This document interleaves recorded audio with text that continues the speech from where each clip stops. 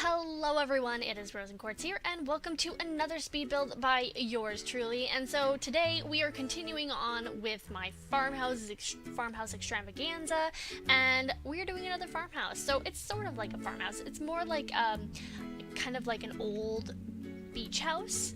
So it's kind of farmhouse-like, but kind of not at the exact same time. There's very traditional vibes to it, but yeah, so right now I'm just making the shape of the house. I'm not doing anything too particularly intricate with it. I am just trying to create sort of the very traditional shape of what I want to go with. You have to have the front deck and like this sloping roof out in front with the paneling and everything, and that's kind of what I wanted to go for with this one. And I really wanted this house to be kind of like really like blue, and so you're gonna see me play around with like a bright blue roofing, which I think you're gonna see me put on soon. There we go. So you see me put on the bright blue roofing, and I thought, you know, at first I was like, that's cool, I really like that. And in the end I actually do change it. I make the paneling blue, and then I make the ceiling, not the ceiling, but the roof black, which I think I prefer in the end. I think someday in the future when I figure out what to do with blue roofing, I think I'll use it, but today is not that day. So yeah, here's where you switch me back to where I switched back to the actual look of the house, which is the black roofing. But yeah, so this house isn't too like, I don't know particularly too much about what to say about it, as in like how it inspired me or anything like that, but I really wanted to do a beach house. I think I promised you guys a while ago that I wanted, well, I didn't promise you, but I told you guys that I wanted to do a beach house. There's a particular kind of beach house that I have in my mind of what my dream beach house would be, and it is a traditional house, but I'm trying to find examples of what I like on Google so that I can properly show you guys what is in my mind's eye. Otherwise, right now when I try to build it, it's very like, I don't know, it's very like not the way that I want it to look. I've tried to do it multiple times, but it doesn't work out, and so I've been trying to find like an example that I can sort of base my ideas off of, but I haven't gotten to that point yet, and it isn't. And yeah, so I've been doing a lot of other beach houses instead, such as this beach house, and doing the other beach house that I did a little while ago. It was like the black and white modern one. I can't remember, Cliffside Luxury, I think I called it. But yeah, that's what I call it. Yeah, Cliffside Luxury. And that was just sort of like a luxurious modern house that I wanted to build, but it wasn't exactly like my dream house, you know? So this one isn't particularly either. I just wanted to do this one. I thought it would look really nice on just this lot because it's such a like a kind of, I love this lot. I think it's super beautiful. I've worked on this lot quite a few times that I haven't shown you guys, and trying to build these sort of like dreamy houses on it, and I think this lot is perfect for that. I haven't actually built on like any of the other lots. Like I have built on the other lots in the island of Winterberg, but like I just prefer this one the most. But yeah, so right now we're about to go into the interior anyway, and so I'm just sort of getting in where I want the stairs and where I'm going to be putting in the bathroom and the living room and stuff like that. It is very square and stuff like that, but I think that's kind of what I really wanted with this house. I wanted it to seem very like kind of like how a traditional house would look, you know? And so it's kind of got these like kind of cool shapes and stuff like that, and there's 3 bedrooms. It's kind of interesting how I kind of do the upstairs, because as you're gonna see me do the master bedroom, which is underneath the angled roof. And in The Sims 4, from what I remember when I last played it, the roofs were like rooms, so you could actually have angled ceilings and in rooms and stuff like that. And so I kind of try to replicate that within The Sims 4. It was a little bit difficult to do because in the end, when you see me take screenshots, I actually didn't blow out the roof, which I thought I did, but I guess I didn't. But oh well. And I tried my best just to get that sort of idea, but I think I kind of screwed up along the way. I don't know how I did it, but I did.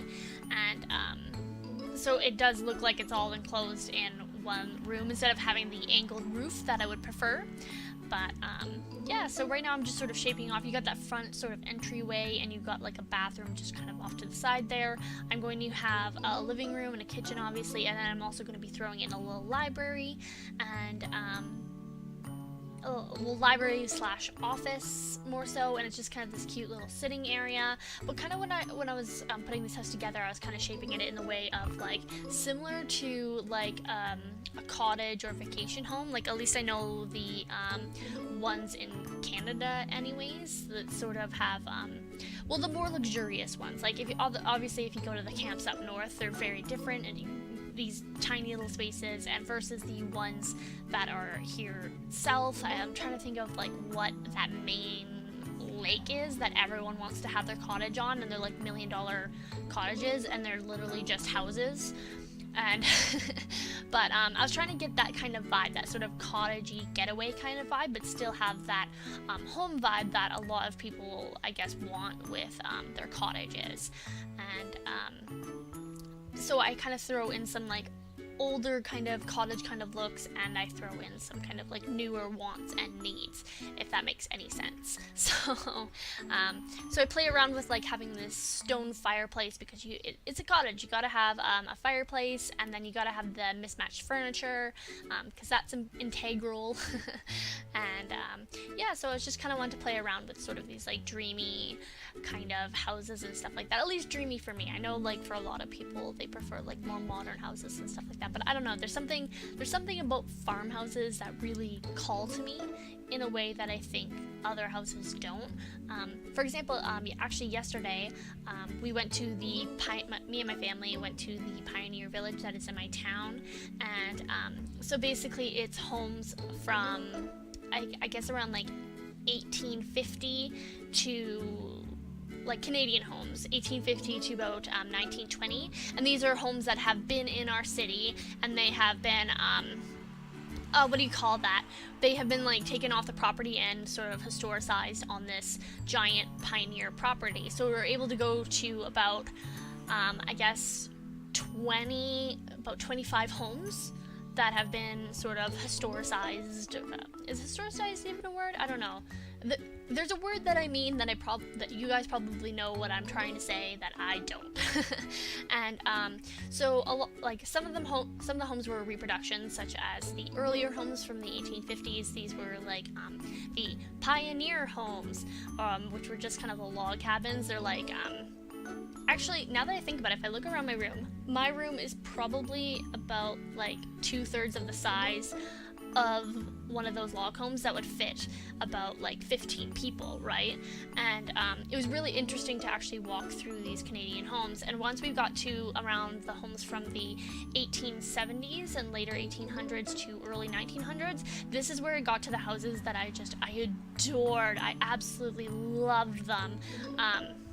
There's actually a man that is in my city. Well, he's not alive anymore, but basically he did all the archaeological conservation within our city. He's been the one who sort of preserved a lot of that sort of stuff, a lot of the Native American stuff. He found a lot of the stuff, and I'm a little touchy with that sort of stuff, just because he is a white man finding the history of Native American people, so I'm going to just say that first off. So there is a little bit of like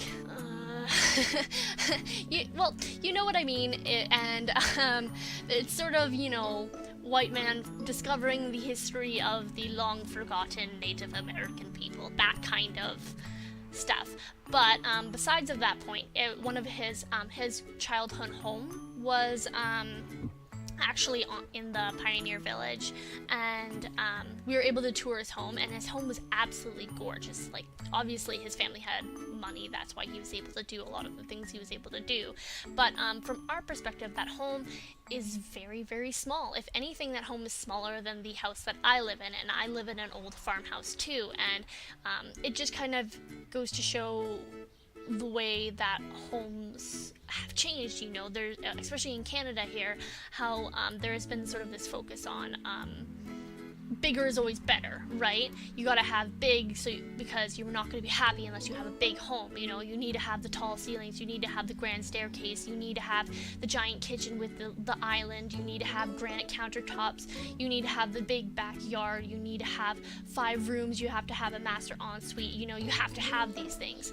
And it's fascinating when you kind of go into these houses and you see how much people once a time ago didn't need those things. You know, they weren't essential. And actually the idea of bedrooms and having several rooms is a very recent concept, you know. And seeing these kind of homes and how like they're kind of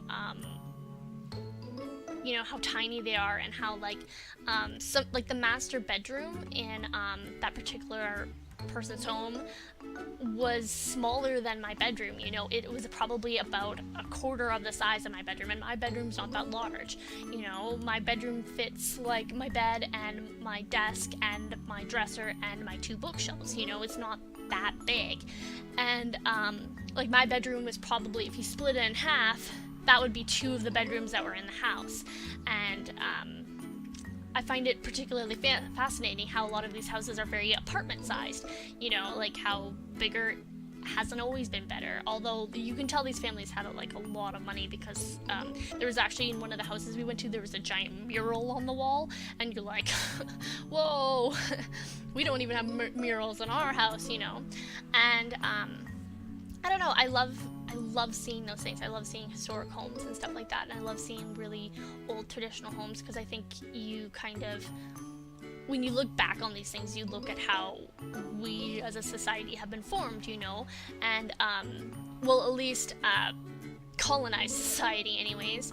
But I don't know, I found it really interesting, and I found like how, like, I don't know, I went into that farmhouse that was from like preserved from the early 1900s, and I think like, wow, I would love to live in this home. You know, it's actually very luxurious, and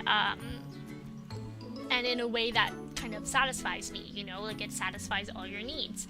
And you don't need to have like 3 living spaces, you don't need to have like all of these sorts of things. And when I build my houses, I kind of like, I do build them big, you know, you gotta have like your essential things, but I think, you know, it goes to show kind of, I don't even know what I'm saying anymore.